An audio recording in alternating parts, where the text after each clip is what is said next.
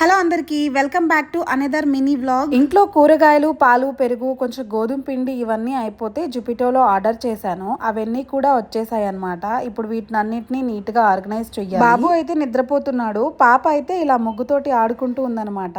Vegetables అన్నిటిని ఇప్పుడు fridge లో నీట్ గా ఆర్గనైజ్ చెయ్యాలి. మిల్క్ ట్రేలో మిల్క్ పెట్టేశాను. అలాగే వెజిటబుల్స్ అన్ని కూడా నీట్ గా ఇలా బాక్సుల్లో ఆర్గనైజ్ చేసుకున్నాను.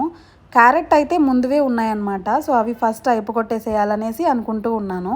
మిగిలినవన్నీ కూడా నీట్గా ఆర్గనైజ్ చేసేసాను. అలాగే ఈరోజు ఈవినింగ్ ఈ గోరుచిక్కుడుకాయ కర్రీ చేద్దాం అనుకుంటూ ఉన్నాను. సో సాయంత్రం అయితే గోరుచిక్కుడుకాయ కర్రీ అయితే ప్రిపేర్ చేశాను, మంచిగా మసాలా పెట్టేసేసి.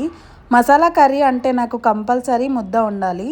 సో ఆల్రెడీ ఇది డిన్నర్ కంప్లీట్ అయిపోయిన తర్వాత వీడియో. సో ముద్ద కొంచెం తిన్నాను. అలాగే నైట్ కొంచెం క్యారెట్, బీట్రూట్, యాపిల్ వేసి జ్యూస్ తీసుకున్నాను. ఇదండి ఇవాల్టి వీడియో. ఐ హోప్ ఈ వీడియో మీ అందరికీ నచ్చితే ఒక చిన్న లైక్ చేయండి. Thank you for watching.